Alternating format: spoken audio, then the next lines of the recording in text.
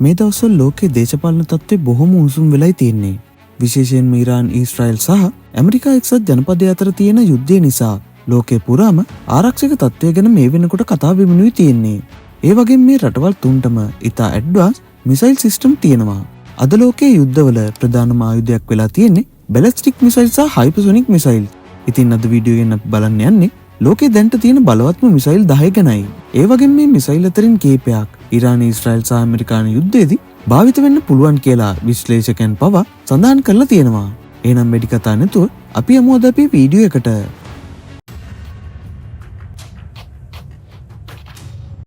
අංක 10 DF-17. අපේ ලයිස්ට්ුවේ 10 වෙනි ස්ථානයේ තියෙන DF-17 කියන මිසයිලයයි. මේ මිසයිල වර්ගය චීනය විසින් නිපදවපු හයිපර්සොනික් මිසයිල් එකක්.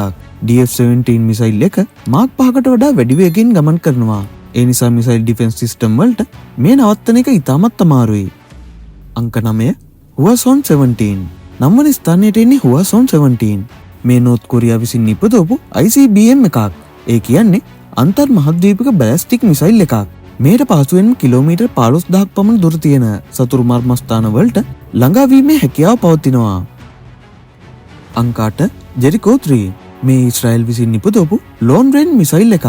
මේ මිසයිල් පද්ධතියට කිලෝමීටර් 4500 සිට 11500ක් තරම් දුර ඇති ඉලක්ක වෙත පහසුවෙන් ළඟා වීමේ හැකියාව පවතිනවා.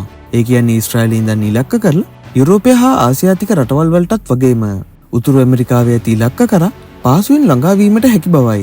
ඊශ්‍රායලයේ මේ මිසයිල අත්අදා බැලීමේ කටයුතු වලට පමණක් යොදාගෙන ඇති අතර මේ වනතුරු යුදමේ තත්ත්වයන් සඳහා මේ භාවිතා කොට නැත.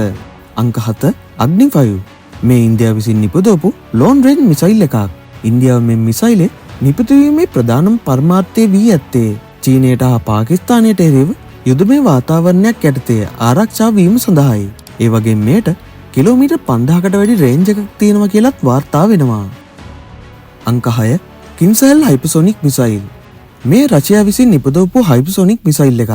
මාක් 10ක් වගේ අතිශය වේගයකින් ගමන් කරන නිසා මේ මොඩර්න් වෝෆයර් එකේ ඩේන්ජරස් වේපන් එකක් වගේම මේ මිසයිලයට මිසයිල ආරක්ෂක පද්ධතියින් මගහැර සතුරු කඳවුරු වෙතට පාර දීමේ හැකියාව පවතිනවා. මේ මිසයිලයට කිලෝමීටර් 1500ත් 2000ත් අතර පරාසයක් පවතින අතර ප්‍රධාන වශයෙන් මෙය MiG-31K ජෙට් යානා වලට අන්තර්ගත කරලායි තියෙන්නේ. අංක 5 මිනිට්මන් 3. මේ ඇමරිකා එක්සත් ජනපදයේ සතු අන්තර් මහද්වීපික බැලිස්ටික් මිසයිල් එකක් වන අතර මේට සැතපුම් 15000ක් තරම් දුර ඇති සතුරු ඉලක්ක වෙත ළඟා වී ඒවා විනාශ කිරීමේ හැකියාව පවතිනවා. මේ දැනට ඇමරිකා එක්සත් ජනපදයේ සතු එකම ක්‍රියාකාරී න්‍යෂ්ටික මිසයිල් පද්ධතියද වෙනවා. මෙම මිසයිලේ ප්‍රථම වතාවට ඇමරිකාවේ සේවයට යොදාගෙන ඇත්තේ 1970 වර්ෂයේදීය. ඒ වගේම මේට මාක් 23ක වේගයකින් ගමන් කිරීමේ හැකියාවද පවතිනවා. අංක 4 ඇවන්ගාඩ්. ඇවන්ගාඩ් යන රුසියාව සතුව පවතින නියුක්ලියර් කේපබල් හයිපර්සොනික් ග්ලිඩ් වෙහිකල් එහෙමත් නැත්නම් HGV කියන කෙඩ් නමින් හඳුන්වන මිසයිල් පද්ධතියක්. ප්‍රධාන වශයෙන් මේ සේවයට යොදාගෙන ඇත්තේ 2019 වර්ෂයේදී. ඒ වගේම මේ RS-28 වැනි අන්තර් මහද්වීපීය බැලිස්ටික් මිසයිල් මගින් දියත් කිරීමටයි නිර්මාණය කොට තියෙන්නේ. මේ මිසයිලයට මාක් 20 සිට මාක් 27 දක්වා වේගයකින් සතුරු ඉලක්ක වෙත ළඟා වීමේ හැකියාව පවතිනවා. අංක 3 Trident 2. ඇමරිකා එක්සත් ජනපදයේ නාවික හමුදාව විසින් නිර්මාණය කොට ඇති Trident 2 D5 මිසයිලේ තවමත් ඇත්තේ අත්අදා බැලීම් සිදු කරන මට්ටමේ. මේ ප්‍රධාන වශයෙන්ම සබ්මරීන් මගින් ලොන්ච් කිරීමේ අරමුණින් නිෂ්පාදනය කරලායි තියෙන්නේ. ඒ වගේම වැන්ගඩ් ක්ලාස් සබ්මරීන් තුල අන්තර්ගත වන මේ මිසයිල් පද්ධතිය 2004 වනතෙක් භාවිතා කරන්න ඇමරිකා එක්සත් ජනපදයේ අපේක්ෂා කරනවා. අංක 2 DF-41.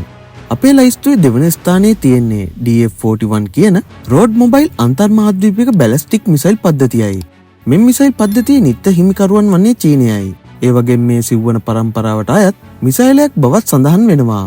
මේට කිලෝමීටර් 12000ත් 15000ත් අතර ඇති ඉලක්ක වෙතට පහසුවෙන් ළඟා වීමේ හැකියාවක් පවතින අතර එමගින් පහසුවෙන්ම ඇමරිකාව ඇතුළුව ලෝකයේ ඕනෑම රටක සතුරු කඳවුරක් වෙතට පාර දීමේ හැකියාව පවතින බව විශ්ලේෂකයන් සඳහන් කරන්නේ.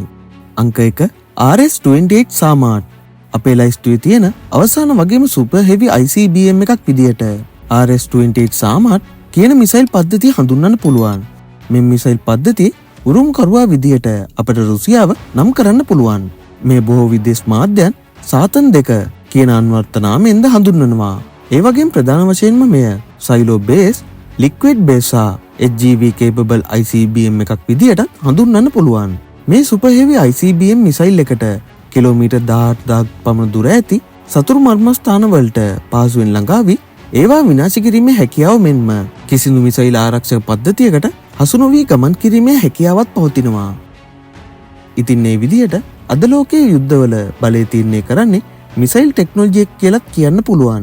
විශේෂයෙන් ඉරාන්, ඊශ්‍රායල් සහ ඇමරිකා එක්සත් ජනපදයේ අතර ඇති යුද්ධය වැඩි වෙන තත්ත්වයක් එක්ක මේ වගේ මිසයිල් සිස්ටම් ලෝකයේ ආරක්ෂාවට විශාල බලපෑමක් සිද්ධ කරනවා.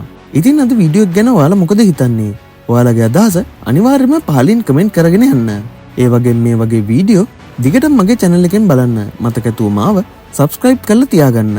එහෙනම් මේ වගේ වීඩියෝ එකකින් අලුත් දවසක ඔබව හම්වීමේ බලාපොරොත්තු වෙන්න. අදට මම සමුගන්නවා. එතෙක් රැඳී සිටින අප සමගම ඔබට සුබ දවසක්.